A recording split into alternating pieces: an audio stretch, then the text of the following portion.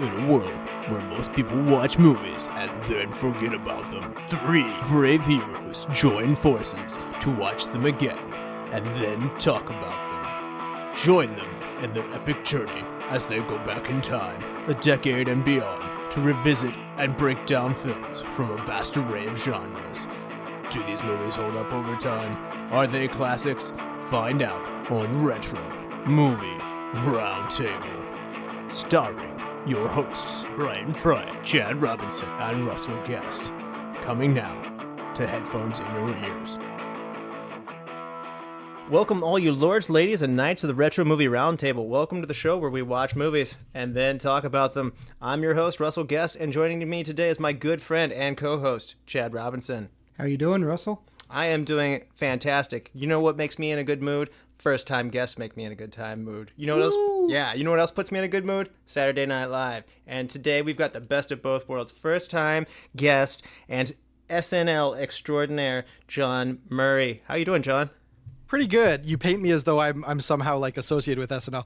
SNL podcasting extraordinaire, maybe. Let's not confuse the audience. Well, you're over there rubbing elbows with the people. Yeah, that's true. I'm one of them now, I suppose. Yeah.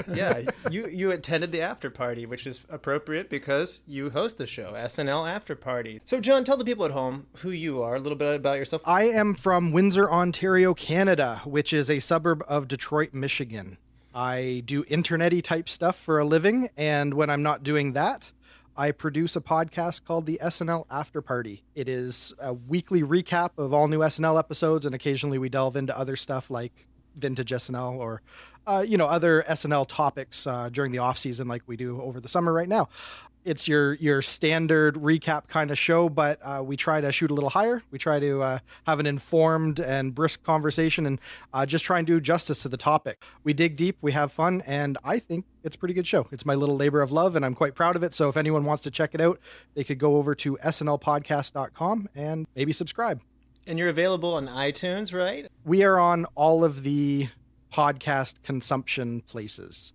And I have to say, I've been listening to it for I think 3 seasons now. Is that how long you've been on? Yeah, we started with coverage of season 42. So yeah, I guess you've been there since the beginning. Well, I think I went back and, I'm an SNL nerd, and when you're in between seasons in the summer, you're kind of like itching for it to come back. Right. And so like if you go back and listen to it, I can kind of relive the episode a little bit. Back episodes actually work pretty well. It's pretty evergreen content. Well, that's fantastic. It always makes my day when someone tells me that they enjoy the show enough that they would go back and check it out after it's long past its prime, after the actual show has come out, to actually be willing to go back and find some value in the back catalog. That's that's pleasing. Yeah, and we hope that 3 years from now somebody would want to listen to this too. So I was gonna say, you hear that, listeners?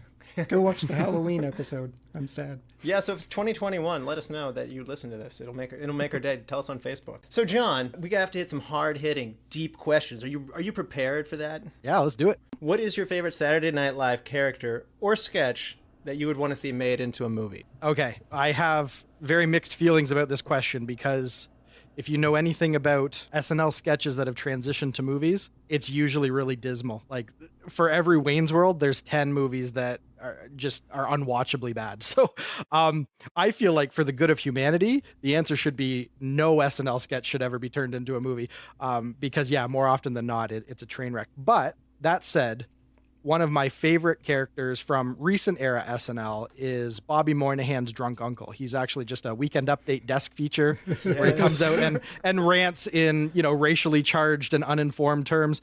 I think that's a brilliant character. And I think that with the sort of like social upheaval that we have, in the Western world right now, that having a character as crass as him to kind of be a contrast to people that are really up on social justice or Me Too or whatever it is, to have someone that's like so opposed to that, I think there would be like some really great social commentary and probably some really good commentary that could be mined from that.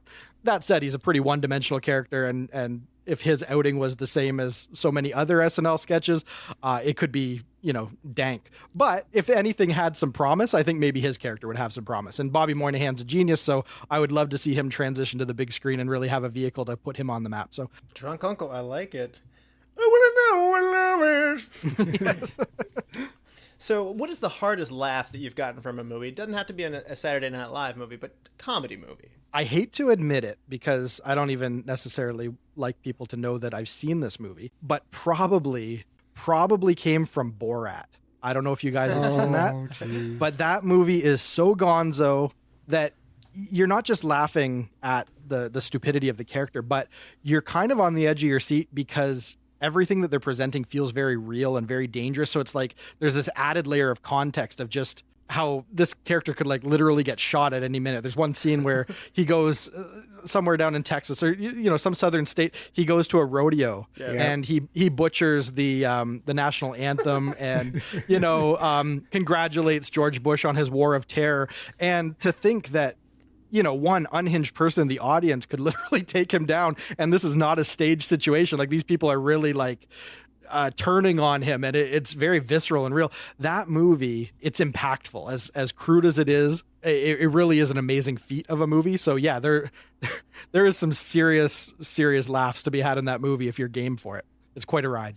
And, it's got some good not jokes in it, too, which today's movie has some good not jokes in it as well. There you go. Yeah, he's a student of Wayne Campbell, actually, in many ways. You're a big Saturday Night Live fan, and who's your favorite cast member based solely on their body of work after they've left the show? I have two. First would be Tina Fey. If anyone's listened to our cast, they know that I love Tina Fey. She's great. For so many reasons. She had a breakout cult classic, Mean Girls, back in the day. That is a incredibly sharply written movie, and the fact that ever got produced is amazing, and the fact that she could kind of keep her voice intact and it didn't get rewritten all to hell. That movie is a feat. I think it's great that she was able to actually realize that this a movie that's so much smarter than it should be for that kind of subject material. Her Sarah Palin is iconic at this point. 30 Rock is one of the best single camera comedies ever produced. She's gone on to, parlay her voice into her other ventures like Great News, Kimmy Schmidt. She's unstoppable. She's at the top of her game. I don't think you can point to someone in the comedy sphere, or at least a female in the comedy sphere, that has accomplished more than her or continues to be as much of a force as her. But my honorable mention would be Bill Murray, and there's absolutely no reason why I should have to explain that. Oh, he's classic, man. I think that's a great choice. Yeah. The whole reason why SNL ever came on my radar was probably Ghostbusters.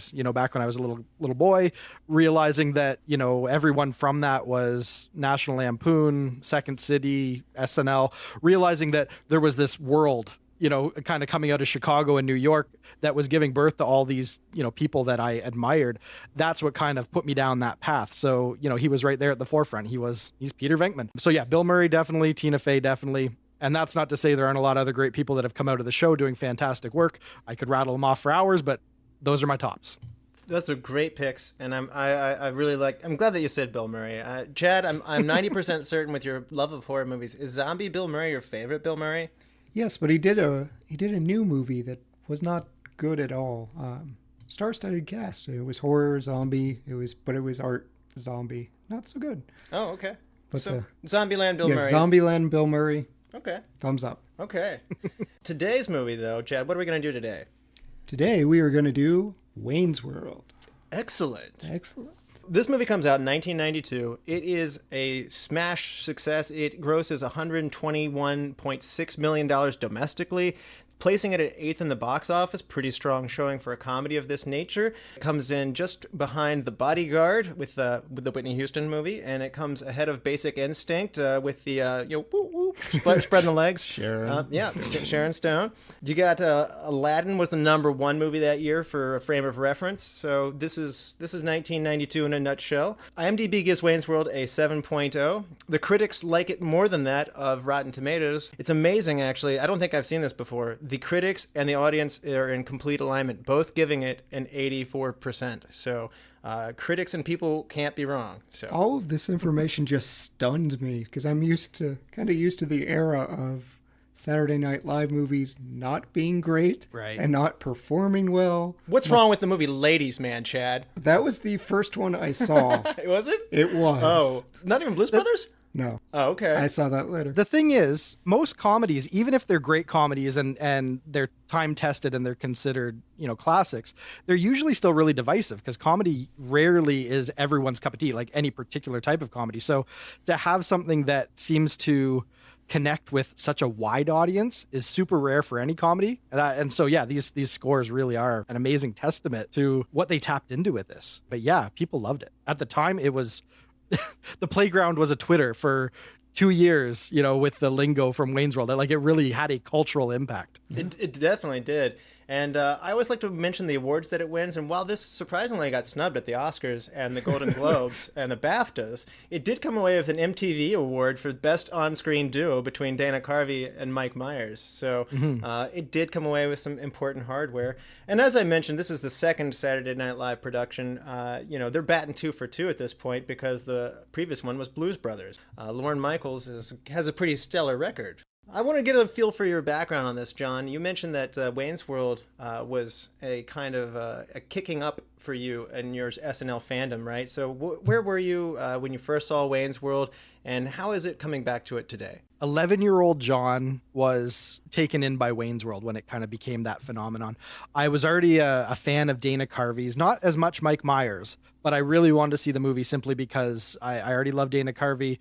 Some of his other movies, he had one called like Clean Slate. He had another one called like Opportunity Knocks. He always had these like impression vehicle movies that I thought were great back in the late 80s. So I really wanted to see this movie. I didn't get to see it in the theater, but I did see it soon after. I was probably about 11 at the time. And like everyone else my age, absorbed it, began to adopt the lingo and the mannerisms of Wayne and Garth. And that just became a source of unending fun between me and my friends during that era in the early 90s. I'm glad you got it right away. Here, Chad, you go. What is your background with this movie? My background is this week with this movie. Are you for real? This is your first time? This was my first time. Oh man, this is great. Different perspectives. I went into it very nervous because Russell's like, hey, we have this SNL guy. He's coming on. We're going to talk about Wayne's World. I'm like, I'm familiar with the skits. A lot of them don't hit home for me. I'm terrified of this movie. And so just this week I'd seen it. I was very aware of, a lot of the punchlines, a lot of the culture around this movie, but yeah, this was fresh for me. Okay, great. That's fantastic then. And would you say you liked it or not? I was pleasantly surprised, yes. Okay. For me, I got this one on video when it had freshly come out. So I would have been about 7 when I saw this. And I remember it was being advertised on Nickelodeon. And I remember Mike Myers coming on, pitching the movie to basically kids. Yeah. And so my mom got the movie, and I think my sister was supposed to watch it with me, she did not. And my mom was mad later because I guess there is a gratuitous sex scene, as it is specifically labeled it. And so I kind of got away with seeing something that I guess I wasn't supposed to, because it is PG-13. Nobody's supposed to see that. Yeah. Don't worry. I didn't learn anything at that point. I just left with questions more than anything. I'm like, I don't know. Where did his pants go? I don't understand what's happening. What is he doing with that mummy? People seem to be laughing, but why is he putting on that bra? Yeah, this could be an incredibly confusing movie for a 7-year-old. I'm surprised that ever flew. So even at 11, I'm not quite sure that it was the best material, because certain jokes that go over your head, like "I'll have the cream of some young guy," you're still repeating it, but you don't really know why it's funny. So yeah, 7-year-old, my 7-year-old will not be watching Wayne's World. That much I can say. I can at least say that I saw it when I was 7, and I wasn't hurt, so I didn't end up in jail. So all right, not yet. For me, I love this movie. I've returned to it throughout the years. I enjoyed it multiple times through college. I tend to watch both of them back to back, so I'm very likely to watch Wayne's World 2 in the next week or two. And sometimes that bleeds together. So coming back and studying this so I can separate the two and know which one's which one has Rob Lowe and which one has Christopher Walken. And yeah, it's good to separate Wayne's World from Wayne's World 2. As we go forward, though, I want to remind everybody, there are going to be spoilers. So if you don't know what happens in Wayne's World, I highly recommend you check it out, come back, and listen to the rest of this podcast. We'll be back after these messages. It's your 44th president, Barack Obama. Now that I'm no longer president, I enjoy watching movies, listening to podcasts occasionally. while having a drink with one of those little tiny yellow umbrellas in it. Michelle turned me on to one of her favorite podcasts, the Retro Movie Roundtable. I love it too. I'm here today to tell you this great podcast needs our help. We need to come together and go to iTunes, Stitcher, Spotify, wherever you get your podcast and give a rating and review. Then after that, give it maybe one of those thumbs up on Facebook. If you want, you can even send an email to retromovieroundtable@yahoo.com. America, with your participation, we can take this great podcast to new heights we never thought possible. Can we build the show that I love a better tomorrow? Yes, we can. I'm Barack Obama. I endorse this message.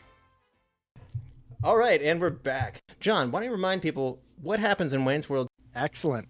Wayne Campbell and Garth Algar, the underachieving hosts of a homebrew Midwest cable access show, are courted by an opportunistic television producer who intends to exploit their show to land the advertising account of a regional chain of video arcades.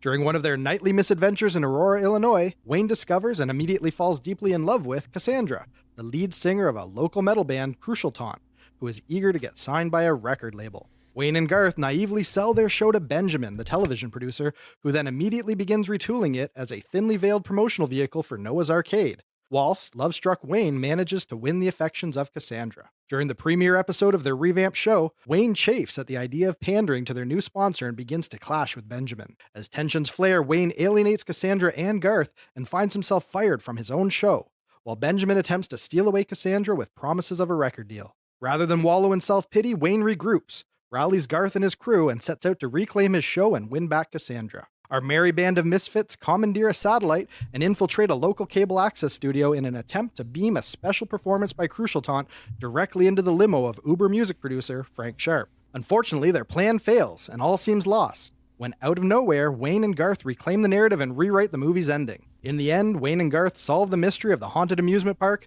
expose Benjamin as the villainous old man Withers, and get Cassandra her record deal, and there was much rejoicing.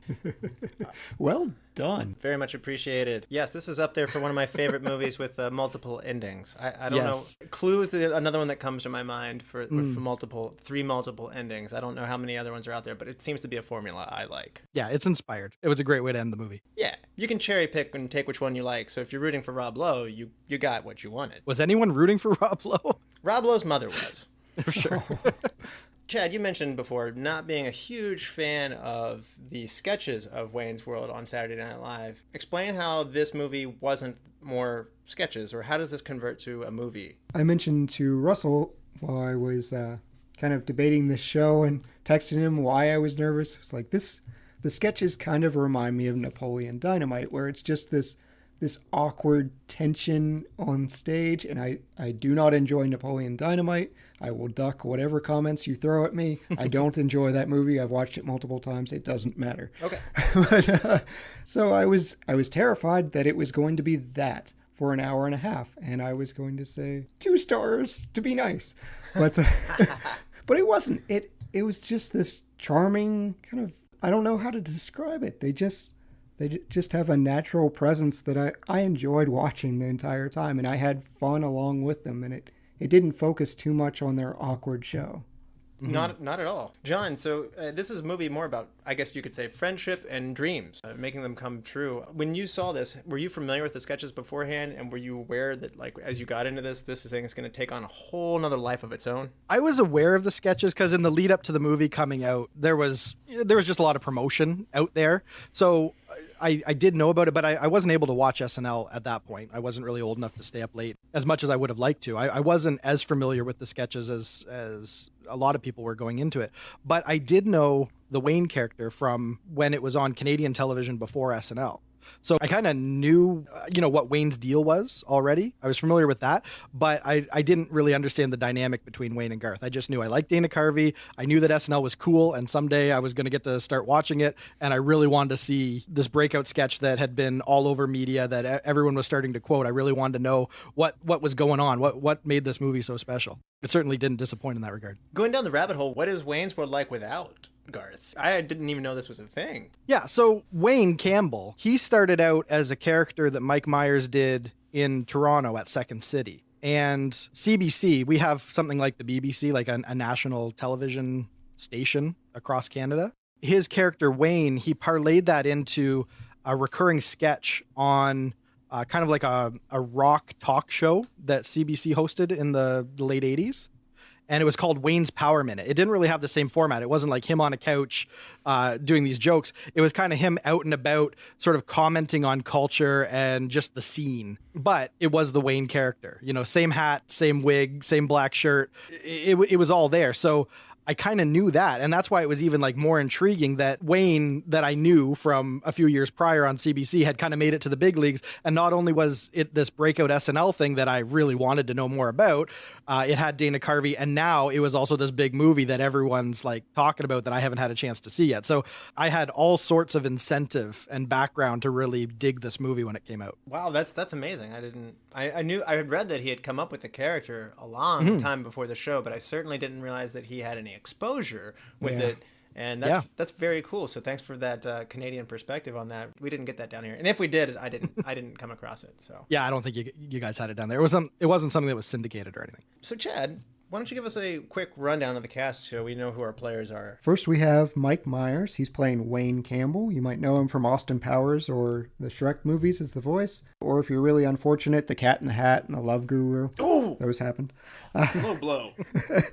Dana Carvey. He plays Wayne's best friend, Garth Alger. He's in Halloween 2. Little Nicky, Master of Disguise. My favorite is the Herbert Walker Bush impersonations. Oh, yeah. Tia Carrere. She plays Cassandra Wong, the love interest of Wayne. Swing. She is the voice of Nani, my favorite Lilo and Stitch. That's the older sister. Oh, did not know that. More known for a musical career, she has the albums Dream, Ikena. There's Rob Lowe. He plays the scumbag executive, like he does just about every time. Guy Lafranc in Super Troopers 2. Brothers and Sisters, West Wing. Lara Flynn Boyle. She is Garsek's girlfriend Stacy. She's from Poltergeist 3. Twin Peaks as well. Yes, and The Rookie. There's Brian Doyle-Murray. He plays Noah Vanderhoff. Ooh, gonna stop you right there. Brian Doyle-Murray, brother of Bill Murray. We got to give him his due. SNL alum. Yeah, I said Murphy, didn't I? It's right in front of me, too. I did not know he was the brother of Bill Murray, but he explains a lot of his casting. Because Caddyshack, he winds up in Ghostbusters 2. He's Buster Green in Groundhog Day. They overlap a lot. Yep. Yeah. Kurt Fuller, I have to mention because I'm a big Psych fan. He plays Russell Finley. He's the director of Ben's TV shows, but he's the coroner in Psych, Woody. Last for me was Ed O'Neill. He plays Glenn, the manager of the restaurant. Obviously, Al from Married with Children, also Modern Family. Yeah. And I didn't realize this. I was watching the DVD commentary. Ed O'Neill's got a Shakespearean acting background, even though we know him mostly for, Married with Children. Scratching himself. Yeah. Yeah. But it really lends itself to all these little monologues that they give him wherever he's going deep on, the cold, harsh reality of his murderous rage. Like, he really gives quite the performance. So you kind of get the sense that maybe he does have some classical training. Yeah. So, he's cashing those checks. Don't feel bad for him, but he kind of got typecast. Yeah, but he did okay for himself. Yeah, it's hard to be sympathetic. I'm sure he's fine with it. So one cool thing that I saw was that Rob Lowe had, I guess, crossed paths with both Mike and Dana when they were on the show for Saturday Night Live. And they got to see his versatility and they got to like him there. And so when it came time for this, Rob Lowe was a guy that they wanted to bring in. And it was kind of interesting. He talked about how as he worked throughout the process, like he came to really like Garth and Wayne. He ended up having this enthusiasm for them. He came from a small town in Dayton, Ohio, and it was something that better fit for him than he actually realized. Yeah, you might not have like Parks and Rec version of Rob Lowe if he didn't kind of cut his teeth on Wayne's World. Yeah, he said it sparked his love and recognition that he could do comedy. Beware internet, even though everything on the internet is true. It's always true. This is what I read was Lorne Michaels actually advised on calling up Rob Lowe because they thought they could get him cheap. Yeah. He just had that sex tape scandal. So they're like, hey, we can get this guy cheap. Kind of like Robert Downey Jr. Iron Man situation. Which is weird because now, like, if you do have a sex tape, it seems to, like, get you more exposure and, like, it gets your name out there. Only like, if you're Kim Kardashian. Oops, I accidentally leaked this. I mean, how's Ray J doing? Maybe we should leak a sex tape where our numbers will go off the charts. I'm uncomfortable with this. Dead radio silence. Not at all. I'll steer into that. Tia Carrere, this is somebody who I wondered why we didn't see more of. She's pretty strong as a female actor, and I kind of sit there and I think, man, she came along just a little too soon. I could see her taking a strong female protagonist role, getting more of a load. She was Relic Hunter. She had a series for quite a while. This was unbeknownst to me, but I honestly, I could see her doing like a superhero role, or like wielding a gun, or like, you know, being like the smart leader type role in a movie. So. Opposite direction of what you're talking about, but she actually turned down Baywatch to do this role. Well, yeah, I can see her doing She that. did have a few years though where, you know, she had some heat. It hasn't lingered, but she had a few good years, definitely, and a few good roles in that vein of action hero type stuff. She did okay, but yeah, we don't see much of her anymore. Yeah, and I think that's unfortunate. I do, like I said, I remember for sure she's in Rising Sun with Sean Connery and Wesley Snipes. That's a Michael Crichton book. She's somebody I'm surprised we don't see more of. Mike Myers, you mentioned, John, that you weren't necessarily as big of a fan of Mike Myers before. Does this movie change that for you? I think I would have been a bigger fan of Mike Myers if I'd already started watching SNL. I kind of started watching SNL because of all of the buzz around Wayne's World. I knew what SNL was. I knew that I kind of already liked the people that were coming out of it, but I just wasn't tapped into it. So I wasn't seeing Mike Myers on a weekly basis, and I knew Dana Carvey because I'd seen a lot of his movies. It wasn't until I made the connection that, oh, Mike Myers is the guy from Wayne's Power Minute. And, oh, yeah, that's right. Okay, so he's on SNL, and, oh, okay, now he's in this movie. I very quickly became a Mike Myers fan after Wayne's World came out, but I just didn't have as much context for him as I did for Dana Carvey. That's why going into it, Dana Carvey was more of a draw for me. And you're right. Dana was probably a bigger personality, certainly on the show at this point. And that actually did not sit well with Mike Myers at all, especially when they were making this movie. He wasn't really on board with even having Dana Carvey be part of it. Mike's a guy that has a vision and very attention to detail. I mean, you can see where this leads his movie career later with whether it be So I Married an Axe Murderer or Austin Powers. You can see where this is the gateway for him to go deeper. But he takes more control with those other projects going forward. Yeah, the problem with being very capable and kind of being self-assured in what you find funny is it's kind of hard to relinquish some of that control or collaborate. So he doesn't have the best reputation. That's kind of why you don't see as much of him anymore, is because he's kind of shot himself in the foot by always wanting to sort of be in total control of the vehicles that he's in. But at this point in his career, he couldn't quite do that, and I think it may have saved the movie. I think if he'd had more sway over it, we probably would have had a very different version of this movie. That's fair, and I think, Chad, is it a good thing, like, when you get so big that nobody tells you no, say, like George Lucas, for instance? I knew you'd bring that up. No, it is not. You get Jar Jar Binks. So it always does help to have somebody push against you. Yeah. You're right. And later on in his career, I assumed that we'd see less of him because he's cashed some really big checks for Shrek movies. Sure, let's go with that. Had nothing to do with the Jessica Alba movie. Well, I don't know. I mean, like I said, I'm pretty sure if he said I want to make Austin Powers 4, or if he said I want to do another movie right now, I'm sure they are making Austin Powers 4. I am excited. If this is so long rumored, I don't know if it's true or not. I hope it needs to happen. Yeah, you just keep saying it until you breathe it into existence. So let's go with that. And then, as you mentioned, Dana Carvey, he's a really important part of Wayne's World. To me, I can't imagine it without him. And you said that it started without him, but it's interesting. Dana talked about how on the actual sketches that Mike wanted to create this character to play off of him, and that they became this duo on the show. And Garth's character is pretty much just basically designed to worship his best friend, which is a kind of a strange relationship, but somehow it works really well. I don't believe it was Mike's idea to create a sidekick.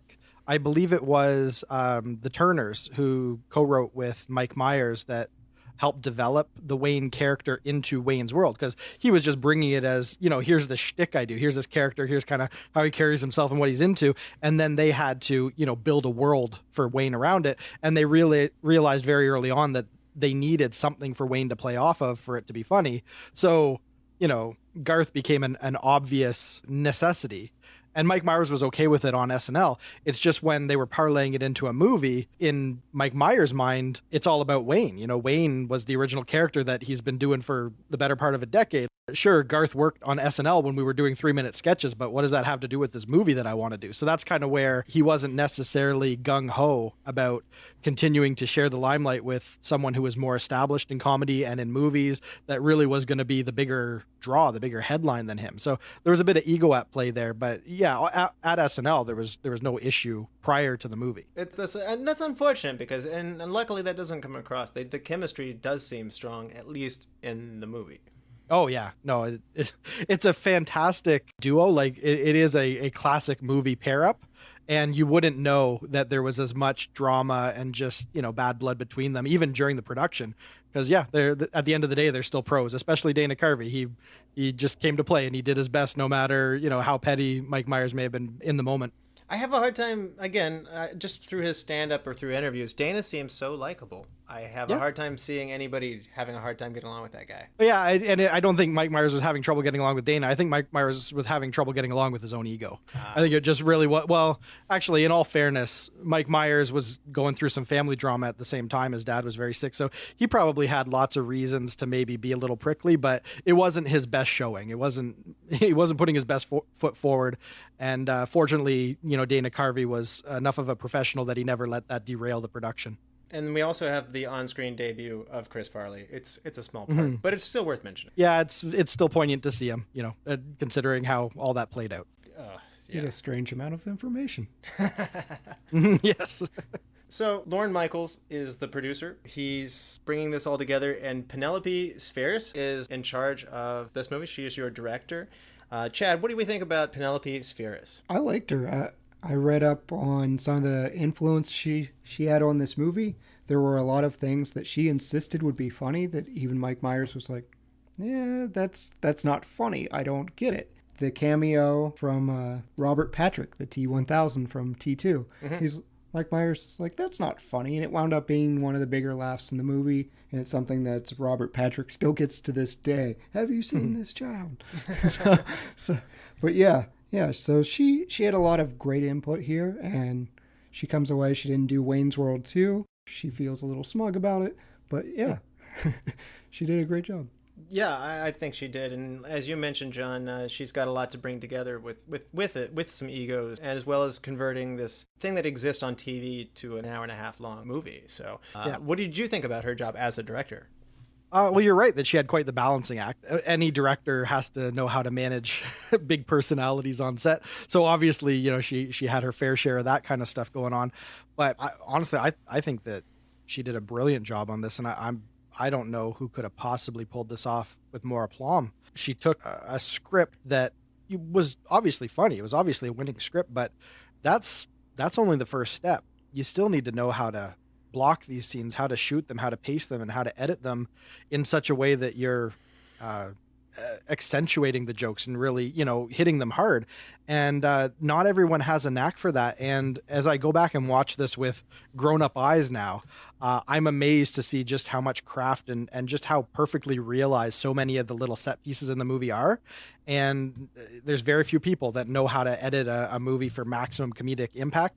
And I thought she did an absolutely brilliant job. I would agree. And there's not a lot of things that you want to cut out of this. There's not a lot of fluff around. Yeah, no, it's tight. It's absolutely tight. What I think another thing that adds to how impressive it is, this thing was made in 34 days. Wow. Yep. She was picked largely because she could move quickly. She had that ability she had a reputation for being able to get in, do what you needed to do, move on, get done. And she still found time as a director.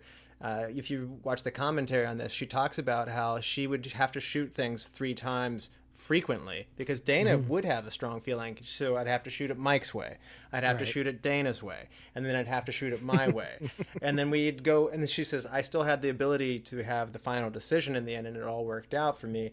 But she also impressed upon the point that it wasn't always her idea that she picked. Oftentimes she would take Mike's idea or she would take Dana's idea. And to John's point here, she did such a good job of knowing the right angle to take with it, because when it all comes together, I don't feel like it's your turn, my turn, his turn. It feels cohesive. Yeah, it's very organic. There were very few things that just felt like, oh, this was clearly Mike Myers' idea, or just fell flat.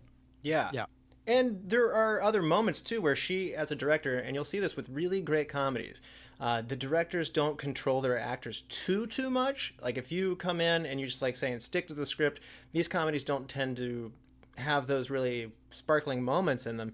And so she just kept the camera rolling a lot of the times. And so sometimes Mike Myers or Dana would just be riffing, and next thing you know, that can build into a joke, and that's such a big part of what this final product is. So like you mentioned earlier, John, the line of like cream of some young guy, like that's just Mike Myers screwing around, and Right. like, and they thought it was funny, and then like, hey, let's do this, like let's set it up here. And she knew that was really funny, so she put a big pause in there, so that people could like crack up in the theater while they like had that moment. That's really good comedy directing, when you can slow down and do that.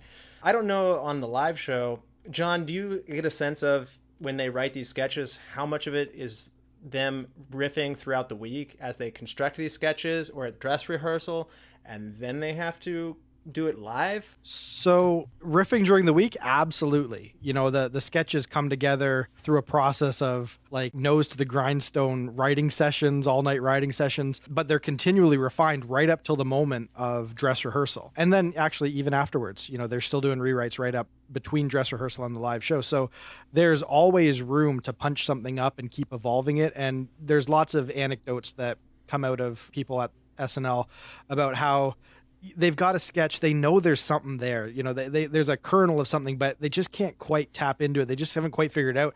And it's literally minutes before they're going on live that they crack it, and they do like a really frantic rewrite to try and pull it together. And sometimes those are the most brilliant things that catch on and become, you know, part of our culture. I don't know if you guys are aware of David S. Pumpkins, the Tom Hanks quizzical little sketch from a few years back.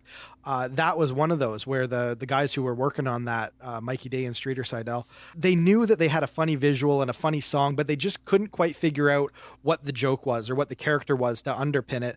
And Tom Hanks was trying to be a team player and trying to explore it with them and figure it out. And it literally was on the floor as they're setting up for the show that Tom Hanks comes back and says, I think I got this. And they really lock it down and figured out what it had to be. So that kind of stuff, yeah, absolutely. And I think having that kind of a furtive environment is what informs these players to be able to tap into their improv background and their ability to riff and their ability to try and find the funny in the moment and bring that to the screen.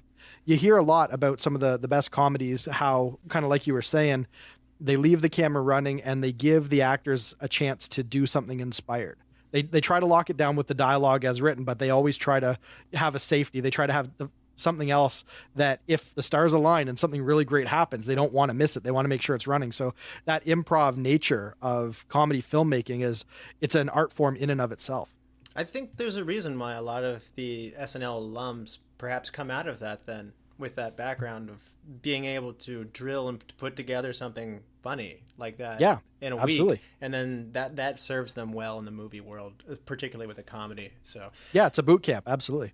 But they get a benefit here. Like, again, Penelope comes back behind them, like that great line where, like, Garth's like, you ever see Bugs Bunny dressed as a girl? And then, like, Wayne's like, no.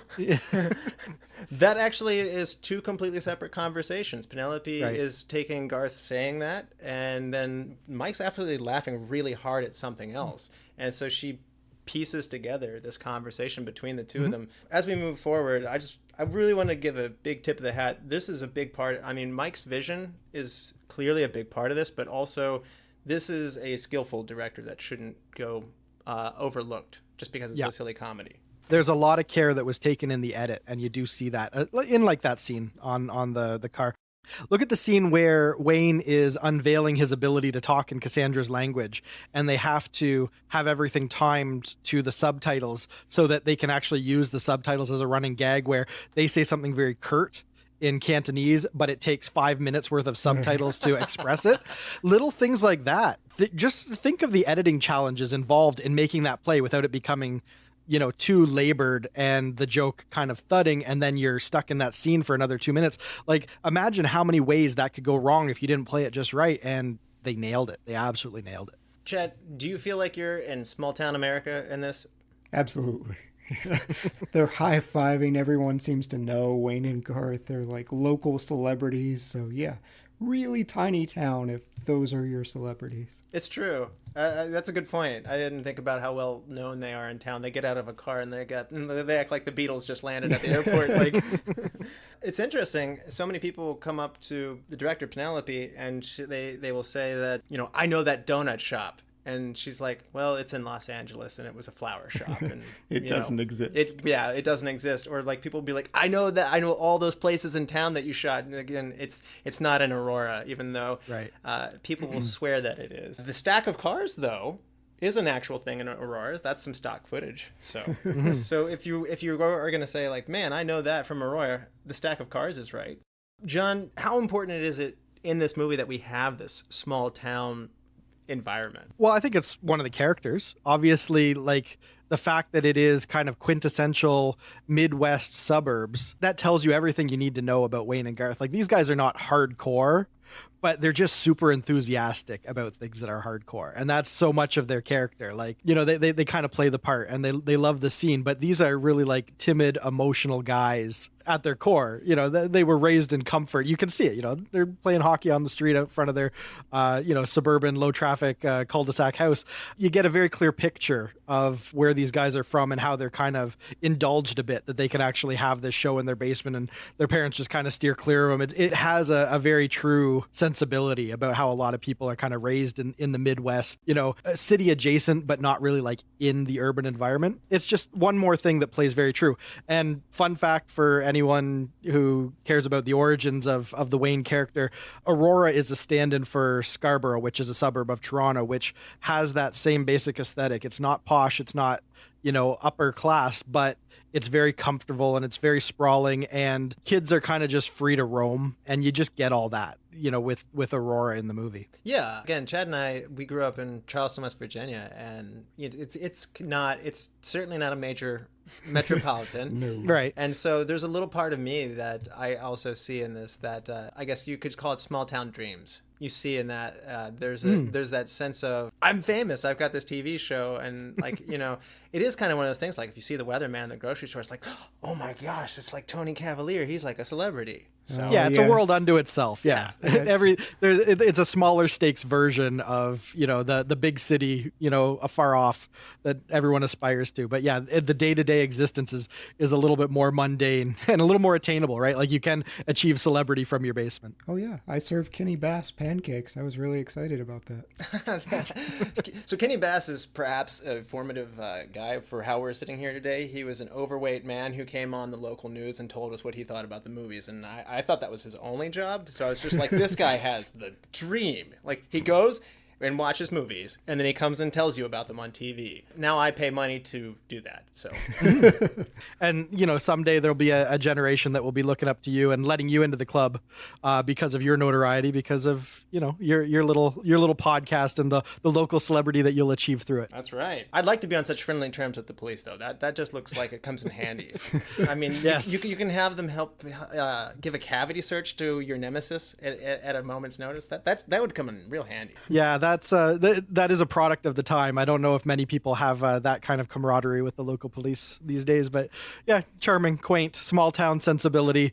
And it just, again, makes everything about the movie a little bit more, just whimsical and fun and lighthearted. The wardrobe in the movie, Garth always has the band shirt on, and then Wayne has this blank slate black shirt. I've always wondered this about the character, and you said, John, he's had this for a long time. This is part of the uniform. That goes right back to CBC. Yeah. I gotta wonder, like, why is Wayne does not appear to be the same level of metalhead that Garth is? Yeah, I don't know. I think my hunch is, if you know anything about Second City or any of the other kind of like improv sketch review theaters that give birth to performers like Mike Myers, it's really kind of homespun in a lot of ways. You're workshopping things, and so if you're trying to realize a character and trying to workshop a character and really get to the core of who they are, you take the props that are in the boxes behind the stage and you work with them. So my hunch is that he probably just didn't have any more flamboyant outfit to really use to realize the character, and once he got accustomed to the probably the black shirt that he was comfortable wearing, as a kid growing up in Scarborough. I think that just probably felt true and comfortable, and that just helped him to get in the character. So I really think it was probably a lack of options that led to Wayne's mundane outfit. But by the time they get to SNL, they've got a fabulous wardrobe department and a wig shop, and they can get you whatever you want. So when they're trying to explore what his sidekick's going to be, they can definitely go way more over the top with it. And so you see Garth's look is a lot more kind of like focused, and it speaks a lot more about who he is than Wayne's does. In my mind, I always just kind of mentally insert Metallica on his t-shirt. It just strikes me as a Metallica t-shirt. And if he'd had a Metallica t-shirt back in Toronto, it probably would have become synonymous with the character. And again, it just probably was a lack of options. I don't know why I've always made this somewhat connection. Chad, do you feel like Beavis and Butthead comes out in 1993? Do you think that they took something, two guys in their basement watching music videos, do you think that there's a little bit of Beavis and Butthead that like maybe is influenced from or taken from? Oh, 100%. Wayne's World? Yeah. I think Mike Judge was traveling in a different world. Is it possible that maybe he aped the look? Like maybe he saw Wayne's World sketch and he thought, you know what, if you're going to have, a duo of people, make one of them blonde and make one of them dark haired. Maybe I could see that maybe like bleeding into his subconscious as he's developing them. But they're two very different beasts. You've got some very like optimistic, fun-loving guys that are articulate, and they say these profound things without even realizing it on the one hand with Wayne and Garth. And then you've got Beavis and Butthead, which really is just a 30-second sketch to drive home the idea that there's something wrong with the kids. And I think that those are two different ideas. I doubt there was a whole lot that seeped into Mike Judge's thinking when he was developing that. I've got my Rob Lowe slicked back hair hat on here, and I'm thinking somebody at MTV saw Wayne's World and saw again the idea of the culture of the the underdog blue collar heroes, and then they steered into that degenerate thing. And so I could see Wayne's World opening the door, not so much for Mike Judge to write it, but to present it through the MTV vehicle. And I could totally buy into that. If that was the narrative, I could see that as making a lot of sense. It's just, I don't know if MTV realized what they were signing up for when they commissioned Mike Judge, because he might take a very loose mandate. Like, we want you to paint a picture of, youth subculture, kind of like Wayne and Garth. Like, if that was the mandate that came down, they didn't realize that Mike Judge's kind of like subversive, bizarre take on culture was going to totally flip that on its head and turn it into a totally different beast. So, maybe there was a conversation there. Who could say? It just, the end results are so far afield from each other that I don't think that he was, Mike Judge himself was targeting it too closely. Chad, did you like the product placement of this movie? I loved it. Well, I want to talk about that more a little bit later, but I loved it. It was great. There's a degree of breaking the fourth wall that you see with this movie that Deadpool was praised so much for it recently by breaking the fourth wall. I don't think you see as much of it at this era, and I think this movie is a little bit ahead of itself in that way. Yeah, it's very meta. Yeah. Very meta. Yep, absolutely. Gets carried over a little bit into Austin Powers as well. Yeah, that's true. Yeah, he does talk to the camera. Gotta ask, what do you think about the blue 76 AMC Pacer? Is this a ride that you would want to have, Chad? It's a ride I could have afforded with the jobs they were working, but Tia Carrere seemed okay with it. It's true. It came with a CD player mounted on the dash, and she was impressed. Mm-hmm. I had one in my trunk that changed CDs. It was a 10 CD changer. That was awesome. John, does your car have a red licorice dispenser in it? I wish. Well, I don't have Wayne and Garth money. Like, those were aftermarket upgrades when Wayne came into his money and he's burning through it like it's going out of style. So I can't say as I've ever blinged out a car the way that they chose to, but I respect the Mirthmobile, and I love that, like Aurora, this is another thing that is just pitch perfect. What kind of a car would Wayne and Garth drive? Someone sat down to have that conversation and they nailed it. Of course, it's going to be underwhelming. It's going to be cramped. They're going to fit their entire entourage in it. They're going to think it's just the greatest thing since sliced bread because it can get them out of the house and get them down to the party. So like, it just again says so much about where these characters are coming from, that just more inspired direction or more inspired whatever, just development of the movie. I loved it. The Mirthmobile. It's great. One thing that I really think is central throughout Wayne's World, both as a sketch and as a movie, is their enthusiasm and love for music. And it's an interesting tie that binds this, whether it be an Alice Cooper appearance, jamming out in the car, Wayne falls in love with a rock star. Isn't it interesting, Chad, that what role do you see the music in this movie playing? Oh, it was central for me. It was just a great soundtrack, from Bohemian Rhapsody being Mike Myers basically said, I will quit if you don't do Bohemian Rhapsody. I know Dana Carvey said it gave him migraine headaches because they had to shoot that headbanging scene for like 4 or 5 hours. Mike Myers said he wasn't sure it was going to be funny. Oh my goodness, if that wasn't funny, the pain they put themselves through. Garth dancing to Foxy Lady is just hilarious. And the fact it's Foxy Lady and he's pantomiming ears. Alice Cooper stepping up. My goodness, Alice Cooper. Even him suggesting Feed My Frankenstein instead of, doing something like No More Mr. Nice Guy or one of his more famous songs. School's Out for Summer. Yes. Yeah. Tia Carrere stepping up, singing Ballroom Blitz and Why You Want to Break My Heart. And Gary Wright re-recording Dreamweaver for this movie, just for those sequences. I love that everyone was so intricately involved. The music on this is definitely on point. John, this is a revival of Bohemian Rhapsody in some ways. Tell us what Bohemian Rhapsody in particular does for Wayne's World. It does lots for Wayne's World. It did a lot for Queen too. Yes, they sold more than a few albums after this movie came out.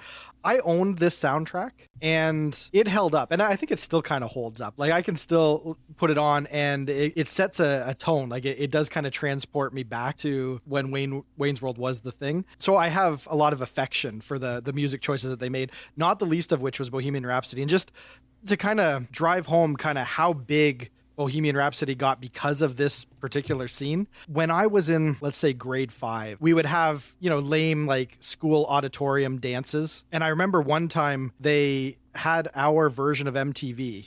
Up in Canada, we call it Much Music. They used to go around to schools and they do these video dances, and it was supposed to be like this awesome event. It turns out it's just as lame as a regular dance because it doesn't matter how big the projector is. The 5th grade kids don't really mingle that way.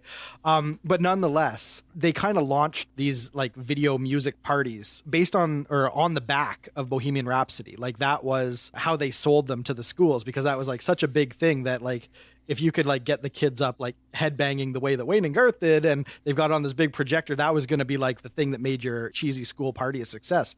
And they brought one of these to our school and they opened it up with Bohemian Rhapsody and all the kids loved it. And there was just like mass cheering and everyone like totally got into it. And then the kids separate to the separate sides of the gym and it's just like sits that way for the next 2 hours. But that song had at the time had the ability to get everyone on the same page like that. It just was something that just cut through the culture for some reason. I can't imagine a world like, who hasn't had that experience of whoever you're in a car, room, whatever, Bohemian Rhapsody comes on and people start singing.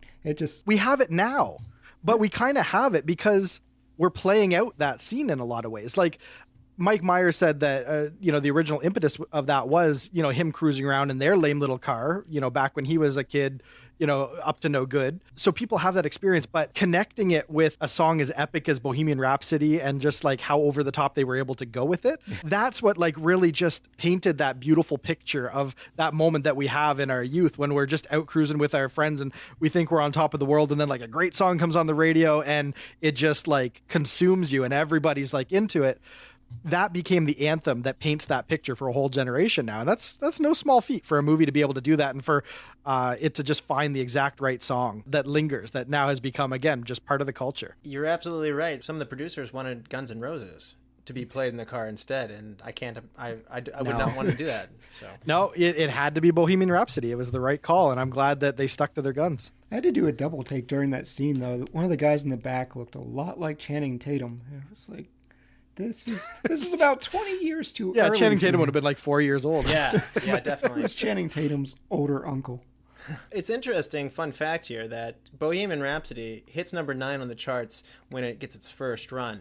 After Wayne's World, and keep in mind Freddie Mercury's death is also, unfortunately, along the same time period, but the two things combined, lead Bohemian Rhapsody to go to number 2 on the U.S. charts in 1992. So that's pretty cool that this movie helped this song grow into it. I mean, is it fair to say this might be one of the 10 greatest songs of rock and roll history? Yeah, and Freddie got to see a rough cut, and he loved it. Yes, that is cool. Yeah, people regard it as one of the greatest written songs of all time now, but back during its original run, like mid-70s, right around 75, 76, it was a hit in Britain, but yeah, it didn't really land over here the way that some of Queen's later songs did. So it was a song that was really underappreciated up to this point. It's probably why they could get it at a reasonable enough, licensing rate to be able to put it in the movie. But yeah, you wouldn't be able to pay for it now. I do imagine that their heads are hurting because I have gone to a few concerts in my day, and the one where my head hurt the hardest was I definitely did a Foo Fighters concert, and I came out of there, my head Sure. my head hurt on that one, and then also Godsmack as well. So Well, there you go. Yeah. So there's some truth in this scene. yes, you're into it. Your neck's not telling you no at first, but after 4 hours of it, I mean, Foo Fighters plays a long show. That's a 3-hour long show, but you're not banging your head constantly through that. So it was interesting. Mike Myers was saying, like, this isn't funny. We shouldn't do this. I mean, can we please stop for the love of God? And she's like, keep banging your head and I'll get you a lot of aspirin. If you're going to hurl into this. I give you a no honk guarantee. It's a classic scene, That guy reminded me a lot of Crispin Glover's character from Hot Tub Time Machine, where you kept wondering when he was going to hurl, like Crispin Glover. You kept wondering when he was going to lose the arm, but I never got the payoff. You know, they did a scene where he does actually throw up in front of the donut shop, and Lorne Michaels just thought it's not funny to show all that, and it's just too gross, and so they cut that out of there. I'd like to alter my change one thing. Oh, okay. Oh. No, I think it's better to leave you wondering, right? Because you always see him like get nauseated in the moment, and like his cheeks kind of like puff up, like, oh, here it comes, and he's just barely holding it together. So actually, in a weird way, it adds a little bit of tension to that scene. The fact that he is able to keep it together. So I think the no honk guarantee is fitting. I think that they played it out properly. Another thing that is important to think about with the music on this is Penelope Spheeris. She is coming from a documentary world where she has covered the heavy metal scene. I believe it's called The Decline of Western Civilization. Yep. Yeah, she's done more than one of them. So she's coming with that knowledge of who the metalheads are. She understands the culture of who's in the Gaswork concert. Right. And she also understands this world that is kind of that centralizing thing that binds these metalheads, how they relish and worship the equipment of like this guitar that, oh, it will be mine. It will be. That sensibility of that music scene is really important, and it plays throughout this, as well as it also is a great opener for the movie. You get a feel for this town as they drive around it. Again, that like small town hero kind of feel. And listening to this epic, huge song while the rest of the country, who might be from like, Denver, Los Angeles, Boston, wherever, might be like, this is a sad town. But, to them, this is a good night. Well, they're the kings of their scene, so yeah, it's all working for them. Absolutely. Alice Cooper, the knowledgeable Alice Cooper. John, did you enjoy the Alice Cooper scene? I did. This is something that's lifted right out of the SNL sketches. One of the gags that they would have if they brought on an actual celebrity onto the Wayne's World couch is that the celebrities would say something very profound and unexpected. So it is cool that they worked it in. It's even cooler that he was so game, considering that at least the lore says that they kind of sprung it on him. He just thought that he was going there to do kind of like a mock performance as sort of a background player, and that, he might have a line or two, and then they give him this complicated historical monologue, about the Indian culture in that region.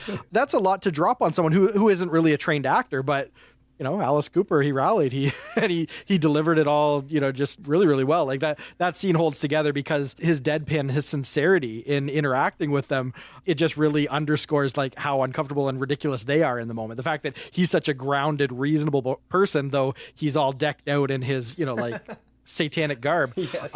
It just all the collision, all the contrast in that scene, it just plays perfectly, and it all hinges on his ability to hold that together and be that straight man. And yeah, he nailed it. Chad, as a man of a history background, did the fact checking turn out about the French missionaries in the 1600s? That part, but I did not get my master's in Milwaukee history. Okay. So The fact he's able to just deadpan spit out, I think one of the most interesting aspects of Milwaukee is it's the only city to elect 3 socialist mayors.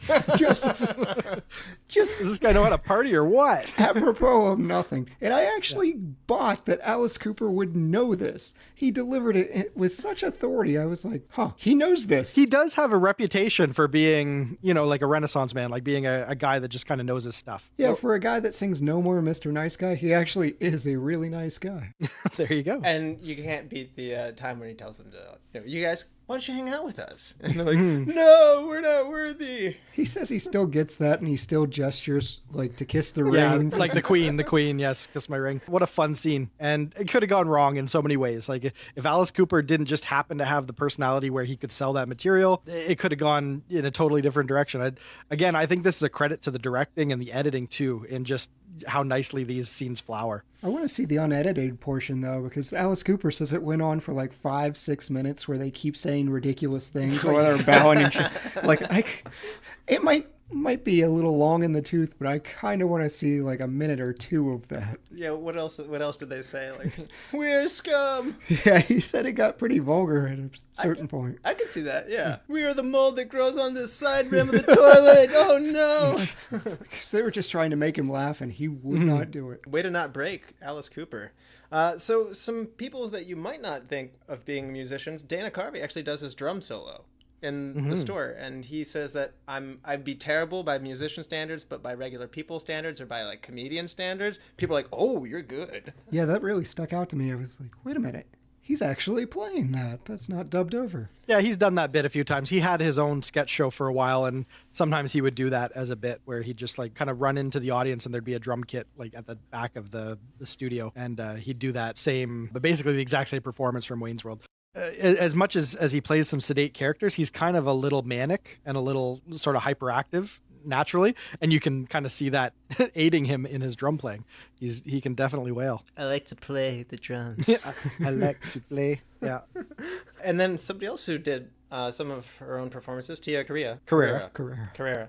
I don't know why I struggle with that. But yeah, Tia Carrere does a lot of her own vocals as well, doing Fire and Ballroom Blitz. She's won more Grammys than Alice Cooper. Really? I did not know that. Huh. Well, there you go. That's probably part of the reason why she got this gig, is they needed someone that could really hold their own. And she already was trying to break out as a musician. Like, I think that, I don't know if she was as much of an established actor at this point as maybe, trying to just get whatever career hit first. Because I think she was in bands or something at this point. Well, it certainly is a natural fit for this role, and you can certainly see why Wayne falls in love with her talent on the stage. But also, she mentioned how thankful she was that Mike had written the character specifically as Asian with the Cantonese speech patterns that are in it. She said, if this was just a rock star being up on stage, she said I would have had zero chance of getting it. But because it was an Asian that had to be able to sing, that met all these different things, she says, she's like, I could get it. And so it lightning struck for her. I think it added to the humor too, because you've got Aurora, Illinois, and there were multiple people that are speaking Cantonese. Right. And it's just like, why does everyone know this language? Zang. Yeah, just more flavor. There's a lot of points in this movie where when I watch it, I think they could have phoned in this scene and it still would have been passable. It still would have been good. But it seems like they took the time to really mine every scene for maximum funny, and just the idea that, okay, well, Wayne's got to have a love interest. So the immediate casting would be just, whatever we think our audience is going to like, just a pretty blonde. Like, it could have been that superficial a casting, or they could have written the character as a much more shallow sort of just like cardboard cutout for his love interest. But no, they go the extra mile, and then they find all these fun jokes because now they've got the language that they can riff off of, and so much more. And it just makes for a better movie because it's a more well-realized character. And it again shows how much heart and blood, sweat, and tears went into trying to make this movie great at all levels. Rob Lowe said doing the Cantonese was the hardest part of the movie. He was literally doing it in his car every day on the way to the shoot, trying to be able to do it. So it sounds smooth when he does it, he said, but it was hard to get there. And but as Mike Myers said, oh, this guy's good. John, this is a part of the show we really like to call Look for This. Are there any fun facts or little hidden things that you want to uncover for us? Meatloaf was the doorman at the gasworks. If anyone Perfect. is up on their bat out of hell. Stan Mikita's Donuts. That's an inside joke for Canadian viewers. Up here we have a donut chain called Tim Hortons Donuts, which is it is completely taken over the landscape. You can't go into any urban center without seeing a Tim Hortons on every corner. And it is kind of like in a lot of communities that would be similar to Aurora, it is kind of just the meeting place. It is just the place where you can go and you can loiter, and you only need to spend, $1.50 on a drink to be able to claim your booth for however long you want to be there. So it is a great go-to place for kids that are just, wasting time. That's kind of where this came from. But because they had to shift the location from Canada to Chicago for the sake of making this sort of like US friendly for SNL, they couldn't use Tim Hortons. So they created a surrogate. So they found a Chicago-based hockey player, and they just basically recreated the chain, with a US personality instead of a Canadian hockey player. Chad, do you have any look for this moments? I do. The waitress that serves Wayne and Garth at the restaurant, Yeah. that was Mike Myers' wife, Robin Rusin, at the time. Whoa, did not know that. Not at the time. They did get married, or but they weren't married when they 1993. filmed this. Yeah, Yeah. Okay. Yeah, yep. Still. Yeah, there was something going on. Yeah. You can't really tell from the movie, but Dana Carvey said he had to ice his jaw from doing the fake overbite. So after filming, he would go and he'd ice his jaw. Yeah, you can kind of see how jarring that crossbite is that he has to maintain. Yeah, that would not be comfortable. He said the voice of Garth is based on his brother. Yes, I feel bad for his brother. He just can't remember the exact quote that he used, but he definitely was emulating his brother when he was saying these things. He was like, "It was broken, but I fixed it now. It works." Oh man, him hammering that arm and Rob Lowe just trying. It said it was near impossible for Rob Lowe not to laugh. Wearing that space helmet and just, it's like, what is he doing? After this movie smashed the box office, I would have gone home and given my brother a big hug. Yeah, and like 5% off the back end. Like, he deserves more than that. He deserves some cold hard cash. The hug's pretty nice. Let's just stick with the hug. Yeah. It's a nice gesture too. I have one other thing. It's not really a look for this kind of thing, but people should know that Mike Myers really had to lobby hard to get Wayne's World produced on SNL. He submitted his first draft of the original Wayne's World sketch a few times before the producers would even let it on the pile for table read. Nobody believed in it. They really thought, okay, well, he's digging deep on crap that he brought with him from Canada, and this isn't going to play, and this is a thinly drawn character, and there's just nothing there, and they just couldn't see what it could be. And eventually they said, okay, well, we're going to produce it. You've been pushing hard. We're coming up light this week. We'll let this one through. It's going to be the last sketch of the night. The infamous 10-1 sketch. Everybody's already shut off the TV and gone to bed. You can fill that slot. They did it. And the next morning, everyone was talking about it. But I think it's just hilarious that at one producer's whim, this may have never seen the light of day. Wow. And this whole cultural phenomenon that came from it and Mike Myers' career, it just wouldn't have happened. John, do you think that being the cast is significantly larger now than it used to be? Do you ever think that we're missing out on a Wayne's World because there are so many people there and those great ideas might get shoved out of the show? Somewhat. Yeah, there's an argument to be made there for sure, because the show is a much bigger production than it was in the late 80s when Mike Myers came in. It probably is harder. Every year they bring in a few new featured players into the show, and oftentimes, one of them will be missing in action for the whole season just because they just can't figure out how to get anyone to produce their sketches, like to get on board with their vision for something. And you see these players come and go, and it feels like a bit of a tragedy, because if you know anything about them outside SNL, sometimes they're like really funny people with really great material, and just for whatever reason SNL just can't get on board with them.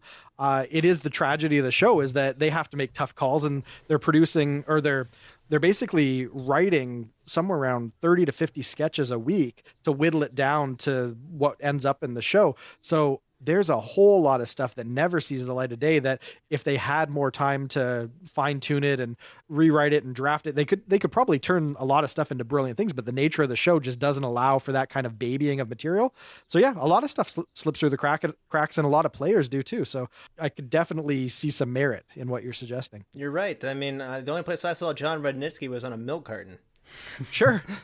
Yeah, and by featured player standards, John Rudnitsky had a fairly decent first year, but yeah, even his Dirty Dancing Weekend Update thing couldn't save him. Yeah, and we see that every year. The most recent tragedy was Luke Null. It happens every season. There's someone that you're going to see is on the way out, and it is the nature of that particular beast. Well, I got one more look for this moment. Garth suggests that there's a special Twilight Zone scene where a tongue kind of like gets cut out and grows its other baby tongues. This is not a real Twilight Zone, so this is... I had wondered that. No, not a real one. So. Okay. It's kind of funnier to think that Garth Algar had some kind of weird fever dream while passing out watching the Twilight Zone, and his own bizarre, disturbed nature conjured up this episode, and he actually, believes it's a real episode. I don't know if you really want to dissect it and go deep on it. It kind of does inform his character a little bit, if you know that context. But yeah. Yeah. I guess another one on that same Garth line is, I remember watching, he's working on a hand, and Benjamin comes to talk to him, and like this robotic hand, he's got this strange apparatus on his head, and he just like randomly starts beating the hand with a hammer. You're just like, this Garth guy's really weird, and like it's strange. But there was a side story that was cut out of this where Garth was trying to invent a killer robot to take Benjamin out because he was trying to corrupt the show. And you got to really read into that scene, because he's got stuff like pasted to his head, right, in that scene. Like he's got some kind of helmet on. Yeah. So the idea is that he's trying to, like, because he's building a robot that he's controlling, through this helmet. When Benjamin comes in, he's trying to suppress, his rage or his want to lash out at this guy. And it's all, you can see on his face, it's like taking all of his concentration to try and keep that, contained. But you see the hand, isn't cooperating. Like it's starting to bleed through. And in a minute or two, if he doesn't disable that hand, it's going to lunge for Rob Lowe's throat. And it's all subtext. Like they don't have to really paint that picture and like spoon feed it to you. It just turns into this quizzical little moment of like, what the hell is Garth up to? And it's so much funnier that you really have to watch it 3 or 4 times and put all the pieces together to realize there's something really dark and disturbed right under the surface with Garth that very rarely bubbles up. And that's why him being so meek is so funny, because you see that, given just a little bit of motivation, he could really turn. That's right. He built a taser to take out the biggest guy in the bar. Exactly, yeah. Excuse me. I'd like to get by now. Well, it is my favorite part of the show, the superlatives, and John on SNL After Party. I have to admit, this we've just jacked this from your show. We've straight up by all stolen means. This. Yeah. So why don't you give us the honor and kick us off with your MVP of Wayne's World? I like that you put in parentheses here in the notes that it can be the director, the actors, supporting actor, basically anyone. The fact that it doesn't have to be someone that's on screen kind of got me thinking that as much as there's a lot of Mike Myers' genius in here and Dana Carvey's genius in here, I'm going with Penelope Spheeris. I think that she directed the hell out of it. The editing is tight. It elevates the material. All of her framing choices and the actor direction is so sharp. Like, look at the product placement segment. Look at how she does the reveal with Garth, where she starts at his shoes and works its way up. And every time you get to a new article of clothing, it just reinforces like how over the top he's gone with his product placement and how aloof he is about it. Just how cool and casual he is. And that's so out of character for Garth. Like, there's, as much as you can put something of that nature on paper, you still need someone with a really sharp eye to figure out how to realize that, in reality. Yeah, and then just figure out how to get it all whittled down into something funny on screen. There was some real craftsmanship that she brought to it, and I think that she knocked it out of the park. I'm glad you said that. That's a great choice, and I'm glad that she gets her dues here. Chad, what about you? Your MVP? Yeah, it definitely doesn't have to be an actor. I have once nominated a mime and a robot. For me, it's Dana Carvey. I really liked what Penelope brought to the movie, but Dana Carvey was what made me stick around. His mannerisms are just perfect. He's a lot of fun. The what is going on here scenes, the Foxy Lady dance, which was all improvised, and just the eye contact there. He's just brilliant in every mannerism and every way he delivers his lines. It makes me happy. I love the Garth moment where he comes up, or Stacy comes up to him and is like, what should I do? He's like, I don't know, break up and see other people. Okay, yeah. 2 seconds later, she just starts like kissing on some other guy. He's like a new pair of underwear. It's constrictive. At first it's constrictive, but eventually it becomes a part of you. Yep. And he gets his dream girl at the end too, so good for him. Since nobody else said it, I have to pick Mike Myers then, because without him, the character of Wayne Campbell doesn't come to be, and we don't have Wayne's World, so I'm gonna go with Mike Myers on this one. Speaks to how strangely well done this movie is. Best supporting actor, John. I'm going with Dana Carvey for this simply because, well, I think the category says it all. He supports all of the comedy, right? Like Wayne is out in front being ridiculous, but you have to have that counterbalance. You have to have someone, you have to have the yin to the yang. And Dana Carvey, the first time I saw this, I was watching it because I already loved him. And he really delivers in this movie. He has some of the best moments, and he plays everything so understated. And he's so fully invested in his character that you forget Dana Carvey's under there. I love everything that guy does. He has so many fantastic moments in this movie, and he just plays them all perfectly. There's a big physical component to being Garth as well. Just how he stands, how he moves around stiffly. I mean, yeah, it's fully realized. When you say you forget that it's him, I kind of believe that. In his stand-up, he'll pull it out a little bit, and you're like, oh my gosh, that's yeah, right. there that it is is. the same guy. So Yeah, when they ever see that scene in Scanners where that dude's head blows up, that is the exact expression Garth is giving, and it's just impressive. Yeah, no, Dana Carvey is a genius. So it is kind of fun where he gets to bring just some of his actual performance ability, being a great impressionist and just being able to really tap into those kind of things, like realizing, that moment from Scanners and bring that out in the performance on top of what's already a very fully realized character. Just, yeah, he's great. absolutely. Chad, who's your best supporting actor? Alice Cooper. I like it. I can get on board with that. This is a movie that is about music to a large extent, and I really feel like he legitimizes. He was the big music star that they get to perform, and his performance off stage is just brilliant. I did not know that. But Alice Cooper did. Yeah. Dana Carvey was definitely my best supporting actor, but I think John nailed it so well, so I'm going to give a nod here to Tia Carrere. All of these are well deserving. She does so much for what is frequently a one-dimensional, flat female character in this, and she's really cool. She's a musician. She's talented. And I'll be honest with you, years later, there's many parts of this movie that you might remember or forget, but she's never left the central focus of like something that I just remembered and always come back to. So I don't think it's the same without that love interest story. And again, it would be lame if she were lame. So yeah, that video shoot where she's like, I think the snake fell asleep, and she's just she's being difficult and saying, this isn't working for me. She wasn't really the sexy music video. It was more like, I'm not into what I'm doing right now. And she had to work the to get the Cantonese accent or speech patterns too, because that's not something that she came in with. I had wondered why they did that, because she does her albums in Hawaiian. Right. And she is part Hawaiian. For her, those lines were just as challenging for her. And in fact, she actually speaks in a different way. She actually speaks very clearly in your American diction, but she put this accent on so that she had a sense of being exotic in the movie. So that's not necessarily actually her. So hidden gem, John. Well, for my hidden gem, I'm going with Lara Flynn Boyle, who I'm so glad you said that. She is surprisingly good at being daft and psychotic at the same time, and somehow managed to play it in a sympathetic way. Like, you kind of feel for her just kind of getting tossed around, nonchalantly by Wayne. And she's taking everything that he says to heart. And, she's just a very impressionable person, but also someone that you totally understand why you need to keep them at arm's reach, because you let them into your life and it's going to be drama. So she has 5 lines in the movie. And I feel like I know this girl, or I know versions of this girl. And I think to be able to really just clearly paint a picture of what this character is with as little screen time as she got was really impressive. And I applaud it. She genuinely creeped me out, and then also made me sympathetic for her at the same time. A gun rack. I don't own a gun, much less the need to facilitate a whole rack's worth of guns. For their 2-month anniversary. Yeah. If you're not careful, Wayne, you're going to lose me. So, Chad, hidden gem. Ed O'Neill.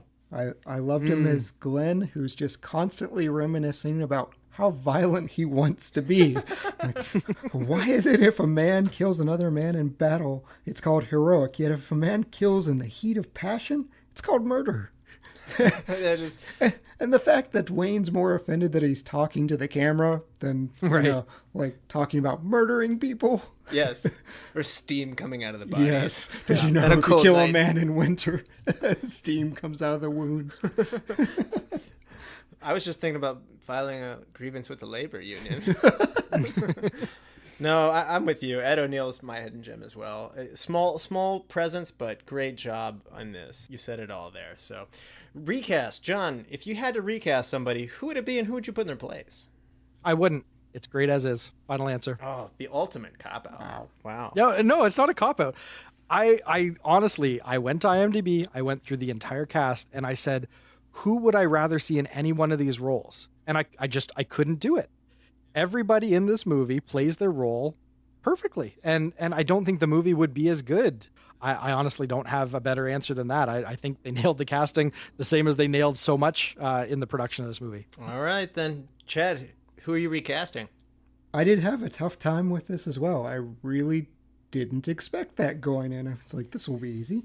But I think I've got to recast your hidden gem, John. Lara Flynn Boyle. She did a great job, but I have to recast someone, so I'm going to.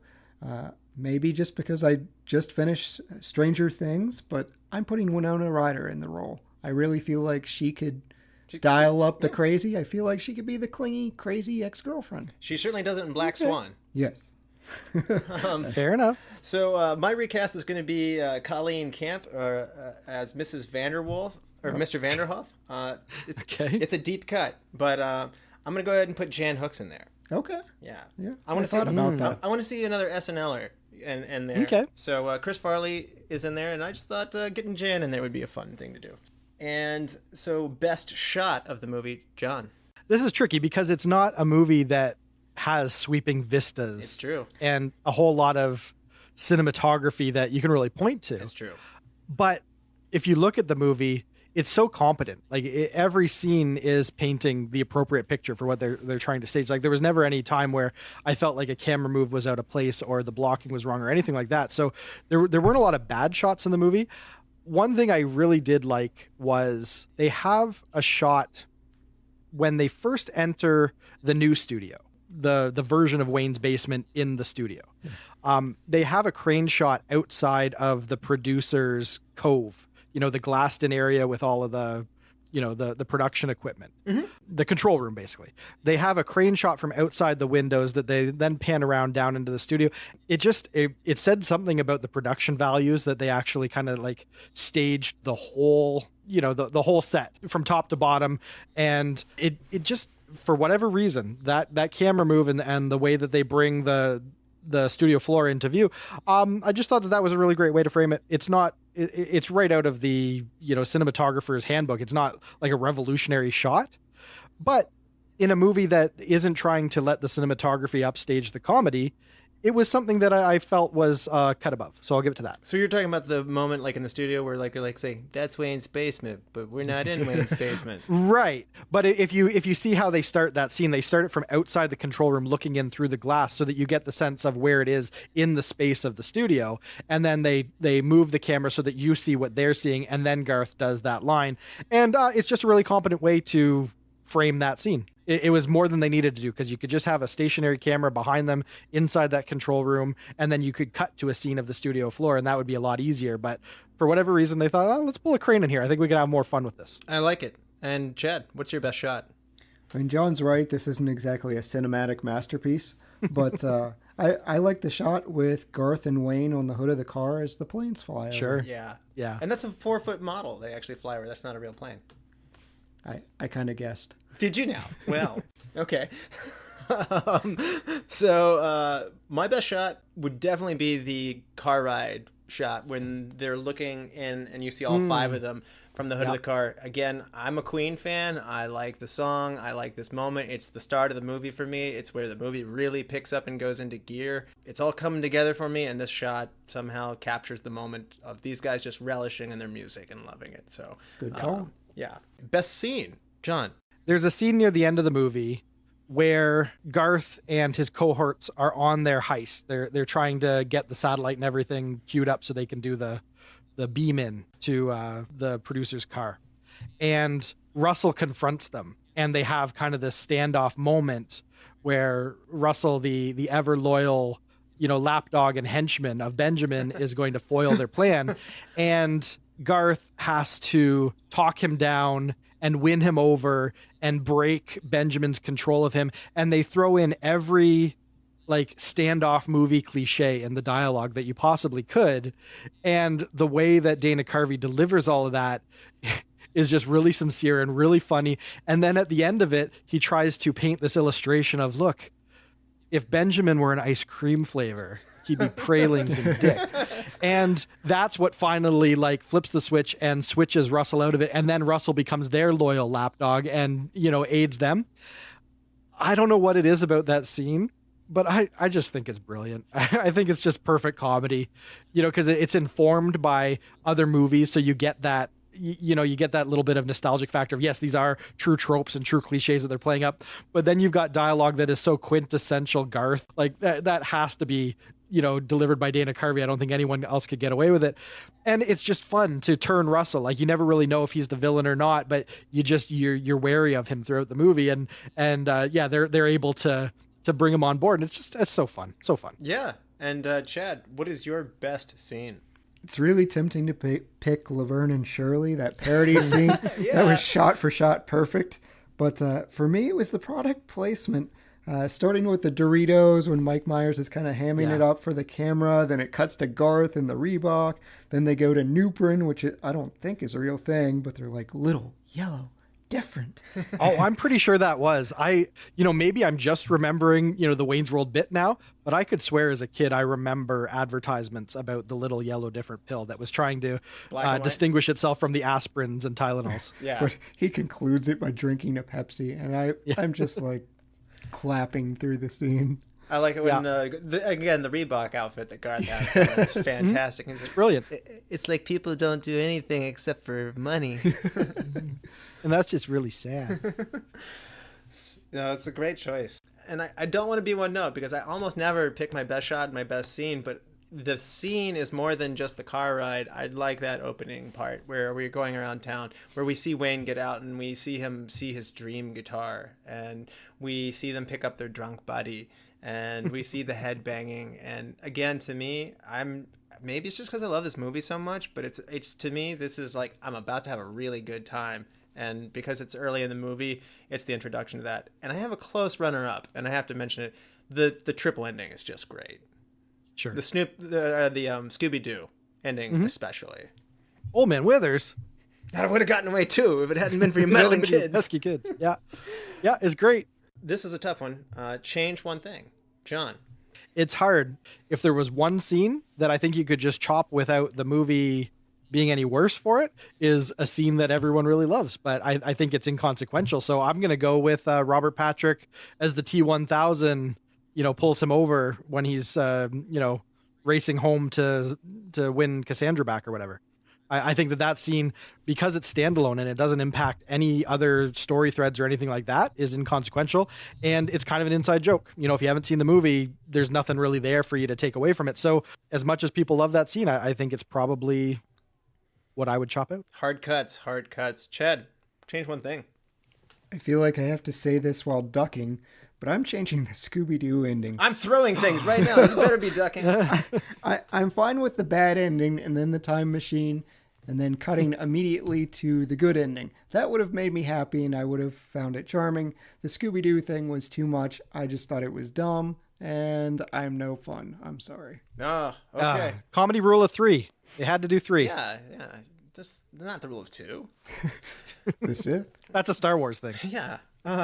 So I'm going to do, for my change one thing, and this is kind of a little bit of a cop-out, I enjoyed seeing Chris Farley in there so much, and I kind of alluded to it that I want to put Jan Hooks in as my recast, but I got a little carried away here, and so I want to see some more SNL characters just pop in, and they don't have to be big things. Could Kevin Nealon be the Floby guy at the beginning? I mean, could Victoria Jackson serve them coffee at the donut shop? She seems like she'd be good at that.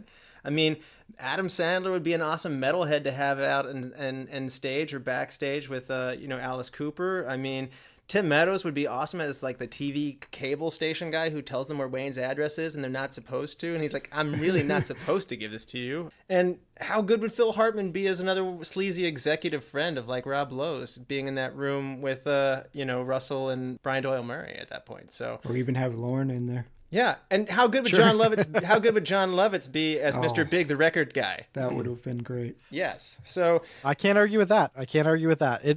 Because it is an SNL movie, you kind of feel like it's even more appropriate for them to go heavy on the cameos. Yeah, I could get behind that. So that's my change one thing, and that's a total cop out because I'm changing almost nothing. No, I dig it. Best quote, John.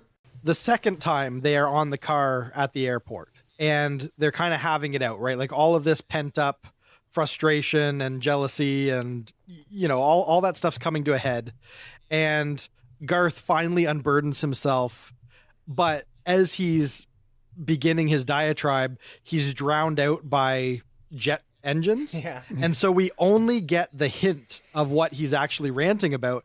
It's the engine noise, and then it starts to fade, and then all you really hear at the end is till the handle breaks off and you need to find a doctor to pull it out again. And you realize that he must have just said the most like vulgar, crass stuff. And Wayne's just taking it. Like Wayne knows that he's been a jerk and he has to let Garth say his piece. Like they understand how their friendship works. And Wayne's taking it all, but you can kind of hear him like he's squinting a little bit. He's kind of like wincing at kind of how harsh Garth is being. And you just realize that it must have just been the most caustic vitriol. And because you don't get to hear it, it's like just way more fun for some reason. So my best quote is the quote we never got to hear. And we have to let our imagination kind of fill in the blanks of just how vulgar Garth was being there. What was the line? You kissed your mother with that mouth? Yeah. Yeah, exactly. Yeah. And Chad, best quote. Did you ever find Bugs Bunny attractive when he put on a dress and played a girl bunny? No. No. Neither did I. I was just asking. This later gets brought on as Lola Bunny in Space Jam, which I'm blaming for the furry. Sure. No, that's a great one. And I alluded to it earlier, tipped my hand a little bit, but I'm definitely going to go with when dealing with Alice Cooper, Garth and Wayne bowing down, we're not worthy. Yes. We're not worthy. We're scum. We suck. Yep. Classic Wayne and Garth. I do also, a little bit of runner-up. Yeah, I have to definitely also say, if you're not careful, you're going to lose me. Good. We broke up 2 months ago. Get the net. Oh, that was great. John, do you want to give everybody a reminder where we can hear more from you? Yeah, if you haven't already got your fill of SNL trivia, you're welcome to check out our podcast. You can find it at snlpodcast.com. It's called the SNL After Party. You can also just search for that in any podcast app of your choice. We do deep dives on all new SNL, and we cover some vintage stuff over the summer. And I think it's a pretty good show. I would love it if you'd check it out. Please check it out, people. Absolutely do. And I have already gone and given it a 5-star rating and review, but if you also go check out John's SNL After Party podcast, make sure you give it a rating and review. Helps him out. Yes, absolutely. Love it. So, John, it's the moment of truth. It's the moment we've all come down to. It's the climax of the show. On a 5-star scale, a less complicated grading scale than you guys have for your show. 5-star scale, what do you give Wayne's World? Well, I consider this to be one of the all-time great classic comedies. I think the perfect 5 is probably the first Ghostbusters movie. I think, depending on your taste, you've probably got Caddyshack or Vacation, slightly under those. And I would lump this into that category. Really great, really inspired, a product of its time, like just so perfectly captures that moment. Strong characters end to end, a surprisingly brisk plot that capitalizes on all the great performance that the leads can bring to it. There's so much to love in this movie that it is a near flawless comedy. But because Ghostbusters is a flawless comedy, I have to put it just one notch below there. So I'm going to ask you, are we allowed to do like half ratings? Like definitely 4.5 is a total rating. Okay, yeah. There you go. Yeah. It's a 4.5 because there is a perfect comedy in my opinion. It's Ghostbusters, and then this is nipping at its heels. So it's a 4.5 for me. You're a tough grader, then I see. Okay. No, because you love this movie, and you don't throw around 5s every day of the week. I see. No, I do not. And the only reason why I don't think it is a 5 is because Ghostbusters will always have a more special place in my heart because it really was just like the first movie that I ever like latched onto and said, oh, wait a minute, this is what I like.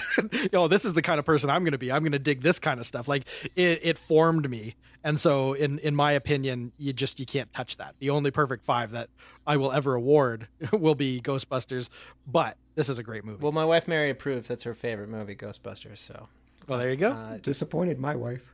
it was a rough night, John. We showed Chad's wife Sarah Ghostbusters because it's Mary's favorite movie. I love it, and Chad also enjoys it. And Sarah's like, I've never seen it, and we're all like, you must see this.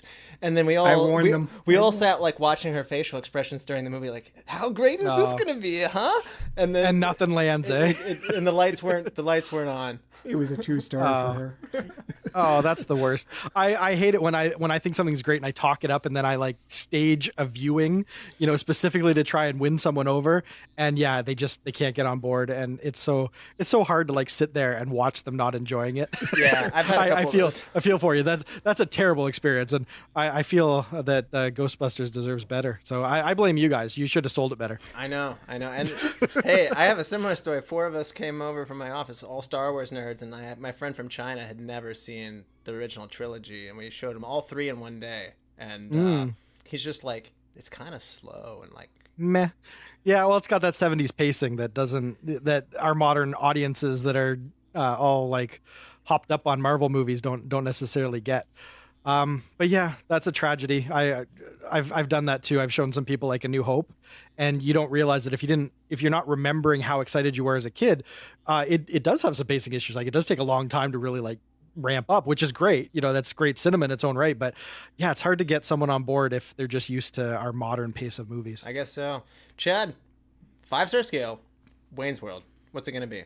I did not expect this from this movie, but I'm going to give it 4 stars. I was terrified that I was going to come on with the SNL podcast and with Russell, who holds SNL way, way up there. I do. And say 2 stars.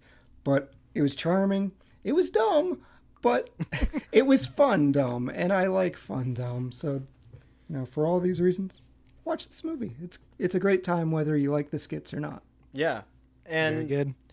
I'm gonna go full blown 5 on this. I'm a little more friendly with my 5s than John. To me, this is just a fixture that I keep coming back to. The rewatchability is super high. I've had a great time. It is part of my normal everyday vocabulary. I sometimes stick my thumb up and go excellent, and sometimes I do just say like game on. Like if I have to stop playing foosball at the office, and people kind of look at me like it's like what's that from? I'm like, oh come on, Wayne's World, and they're like, oh yeah, I kind of remember that. So to me, it's just part of that top 100 movies for me. And I love my comedy so much. It's my favorite genre. It's my comfort food just as much as Chad loves his zombie movies. I love my Saturday Night Live, and I love my comedy movies. So this is if you're sick and you don't feel good, you put this on, you're going to feel a little bit better. Yep, it always delivers. But I can't guarantee you that I have a no honk guarantee when I'm sick. Chad, do you want to help me pick a movie for next time? I would love to. So we're going old school with this one. We're going to get sing-songy with it. So option number 1, we're going to have Kiss Me Kate from 1953, an ex-husband and wife team star in a musical version of Taming of the Shrew. An offstage, the production is troublesome with ex-lovers, quarrels, and gangster looking for some money owed to them. Option 2, Gentlemen Prefer Blondes from 1953. Showgirls Laura Lee and Dorothy Shull travel to Paris. Pursued by private detective hired the suspicious father of Laura Lee's fiancé, as well as a rich, enamored old man and many other doting admirers. Option number 3, Singin' in the Rain from 1952. A silent film production company and cast make a difficult transition to sound. Wow, great choices. I was actually in a production of Taming in the Shrew, so Kiss Me Kate is tempting, but Singin' in the Rain is one of my favorite movies. I sing to my daughter every morning when I get her up. Good morning. So I am going Singin' in the Rain. All right. Singin' in the Rain it is. And I've had a little too much rain here at this house because I've got leaks in the roof and there's plastic all around this place. So Pittsburgh is a little too much Singin' in the Rain for me right now. But John, thank you so much for coming on. Yes, thank you. You're very welcome. It was a lot of fun. Your expertise was much appreciated, and we hope you had fun. To all the lords, ladies, and knights of the Retro Movie Roundtable, we invite you to reach out to us. We want to hear from you. Subscribe, rate, and review to the show on iTunes, Spotify, Stitcher, Google Play, wherever you get your podcasts. Give us a like on Facebook. Email us at retromovieroundtable@yahoo.com. As always, thank you for listening. Be good to each other and watch more movies. Chad? We fear change.